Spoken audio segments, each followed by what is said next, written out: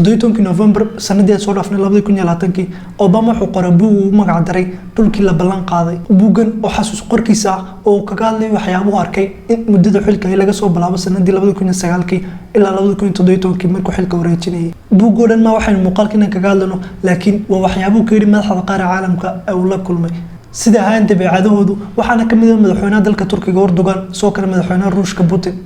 muuqaalkan inta ku jirnaa kaga hadli doona fadlan hadda nagu cusubtay subscribe sarsaad noola socoto muuqaalada dambe daawasho wacan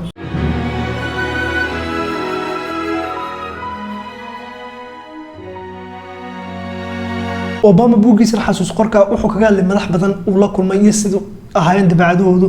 waxaana muhiimadu tahay in madax badan waqtiga la kulmay ay waqti xaadirkan sii talinayaan sida madaxweynaha Erdogan oo kale iyo madaxweynaha Ruushka aan islaagno qaabka Obama warkii madaxda la kulmay iyo sidoo ku sifeynayo أنا كورنا مدحونا دلك روشك فلاديمير بوتين أوباما حليه هاي فلاديمير بوتين وحكوا جولسين وروشك كحكمه قاب دكتاتورية فرنسا سنة وحليه هاي بوتينو لا دستور كدور شو قبطة سو كلا وقبل إن دلعيه ضد كنا حبس يتوسو مجيو وحوجا معارضة ودلك دحيسان وليه هاي لكنه قدام بنتي أودو دنبحه كجرتا قاعنتيسا وحكوا حكومة روشك دكتاتورية فرنسا سنة oo ka fudud qaabkii Soviyeetku xukumi jiray soo kale Obama wuxuu leeyahay shacbiyada Vladimir Putin Ruushka dhexdiisa aad ay u sareysaa oo 60% hoos uga madegtaba waxyaabaha sababay taasna waxa kamid ah buu leeyahay waa labadan ta koobaad oo ah maadaama Soviyeetku burburay oo dalku kala qaybsamay wuxuu ku guuleystay Putin inuu Ruushka u soo celiyo amnigii iyo deganaanshihi talabaadna uu shacabka Ruushka u balan qaaday inuu soo celin doono Ruushka iyo awoodiisa saaxadda caalamka ku lahaa Obama markaa wuxuu leeyahay higsigan Putin inuu soo celin doono Ruushka awood badan saaxadda caalamka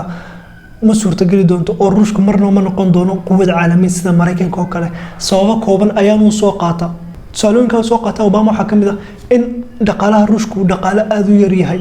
warun in Ruushku fito power soo kale hub nuclear ba leeyahay laakiin dhaqaale meesha kuma hayaan oo Talyaaniga iyo Brazil iyo Canada ayaa ka dhaqaala badanba sadarteed Ruushku quwad caalami sida Mareykanka oo kale ma noqon doono ayuu Obama leeyahay sababtoo ah xulufo ballaaran sidoo kale male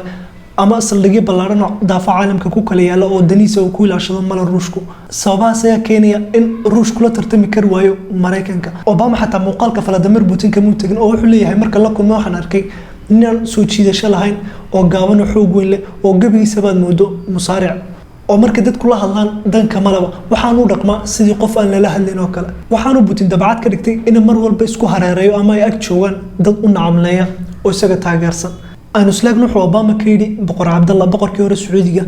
مرة يوضا كل من لبدو كل سجالكي وحليها أوباما مرة كلا كل من بقر كان وحي قابلي أو جوبتي اللي يقول قابلي تشوجي ركليه وح قبلها ومارك مرة وحن درامي إن مجتمعنا نقلوي هاي مجتمع لك القيسين هاي معناه رجع دمر كوان سلاح كلين بقى ولا عاني بقر كان سعودي جو وحليها هاي واحد مدام سيدي أنا نقل مجتمع هل مدبله أو مدبدي كلودن لقى قريه هذا هو أوباما ونقاله منوجا qiimaha uu islaamku siiyay gabadha muslimada iyo inaanay marnaba hor imaanin nin isagoo kale oo justice ka tiri karinba Obama hadalkiisa si wato wuxuu leeyahay boqorka ay kula kulmataandadiisa markaas boqorku bilaabay inuu amaano oo igu dhaho wax walba aan ka aqbalay hadii la timaado maanta marka laga raabo dhowr shuruudood mooyee shuruudahaas uu hordhigay uu ka ma aqbali doono waxa kamid ah inaan xiriir la sameystay Israa'iil boqoradii hore Sacuudiga waxa lagu amaanaa in qadiyada Falastiin meel adag ka taagneed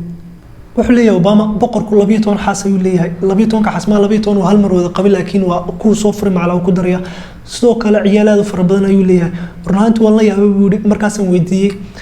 maana adkeen inaad maareyso xaasaskaaga aad ku fara badan ciyaalkaaga markaas ugu jawaabay ayuu leeyahay badan ku xadarka xaasaskayga kala hinaasaya marka mushkiladda bariga dhaxta loo dhanba waxa ka adag maareynta xaasaskayga wuxuu soo kale Obama ka hadlay dhaxal sugaa dalka Imaaraadka Maxamed bin Zayed waxaan u leeyahay waa wiil taajira waana wiilka ugu caqliga badan madaxda bariga dhexe wuxuu soo kale ka hadlay madaxweynaha dalka Turkiga Erdogan waxaan u dhahay madaxweynaha dalka Turkiga waa madaxweyne dal in badan xulful soo jiray reer galbeedka waxyaabo badan ka faa'iiday waa sidoo hadalka Obama u dhigay wuxuu leeyahay Turkiga wax badan ay ka faa'iideen xulful noqdaan reer galbeedka wuxuu soo kale leeyahay shakhsiyadda Erdogan waa nin fiican oo hadal wanaagsan sidoo kale waxyaabo badan oo ka codsaday inay ka aqbalay Donald Trump حتى وقال لأوباما أو قيبه هربوا جيسايو كجهل وحنو ليه هاي مركي جورسي عن ديار دي قلق عدن كجوري راعي مروان فرحي أو واحد دمني هاوشين الدالس يعني جي حاسك يلا بدي جبرود وقول أيام كسر دمني مرنا والنحي أو واحد حلك يجلو ريجي دونالد ترامب أو واحد والبنسكوسو هجاتي ربنا وكلا دادي دونالد ترامب نو نبين على ومصلحتي سوني لاشدا مش مصلحتي سكون حركنا هبخل دناته دبع الريا